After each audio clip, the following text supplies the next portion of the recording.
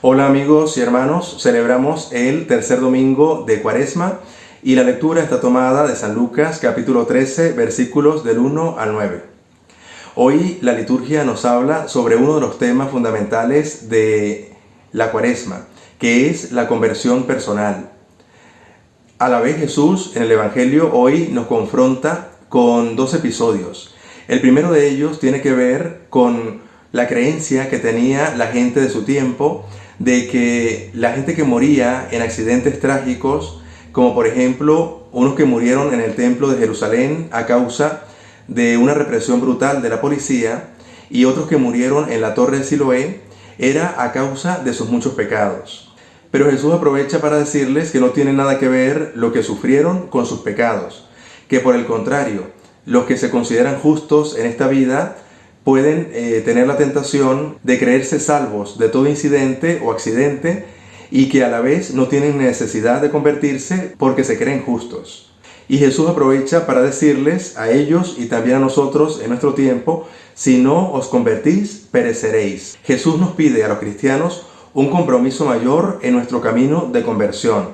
Esto significa vivir y pensar según el Evangelio. La cultura de hoy en día, que vive bajo el criterio del bienestar y el placer, le cuesta mucho entender, por ejemplo, cuando los cristianos hablamos de la cruz.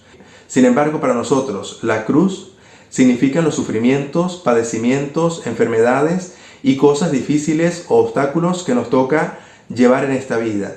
Pero para nosotros, al igual que Cristo, la cruz significa llevar con dignidad nuestros sufrimientos, asociarnos a la vez al sufrimiento de Cristo y a través de ellos poder también salvar nuestra propia vida.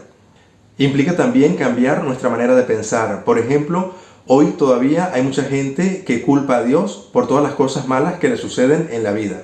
Pero también abarca nuestra manera de actuar. Todavía mucha gente cristiana cree en la venganza. Y un cristiano, por el contrario, está llamado al perdón y no a la venganza. Y más aún significa también nuestra manera de trabajar, por ejemplo, siendo más honrados cada día, y nuestra manera de relacionarnos con los demás, lo cual implica no hacer acepción de personas, sino considerar a todos hermanos nuestros, hijos del mismo Padre Dios, y por lo tanto dignos de nuestro amor, nuestra compasión y misericordia. Un aspecto muy importante que debemos pedir en nuestra oración a partir del Evangelio de hoy es que nos conceda el Señor el discernimiento necesario para descubrir en qué puntos específicos debo convertirme en mi vida personal.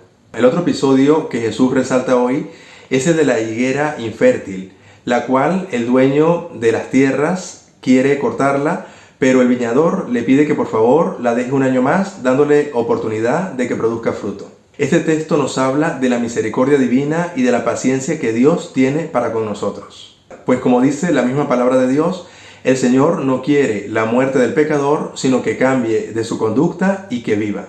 Hoy Jesús nos indica que Dios nos tiene paciencia esperando el tiempo de nuestra conversión, pero que ese tiempo tiene un límite, que en el caso de la lectura que hoy hacemos es la proximidad del tiempo mesiánico, es decir, de la llegada de Jesús, y que para nosotros significa la segunda venida o el momento de nuestra muerte. Por lo tanto, la invitación de Jesús hoy es a que empecemos ya ese proceso de conversión.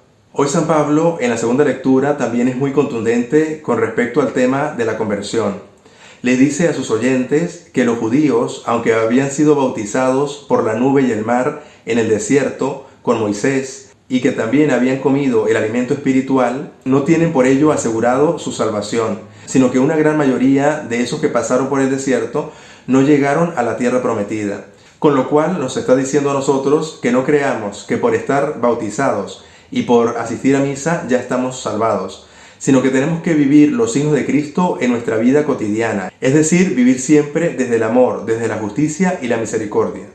Por último, la primera lectura de hoy que nos habla sobre el encuentro de Moisés con Dios en el monte Horeb nos da un aliciente importante porque nos recuerda que ese Dios que se le ha revelado a Moisés, que le ha dicho su nombre y le ha dado una misión, también a nosotros se nos ha revelado, nos ha llamado, nos ha dado una misión y sobre todo nos ha dado la capacidad de comunicarnos con Él y por lo tanto de salvarnos, de sentir que Él nos ama y nos quiere junto a Él para siempre.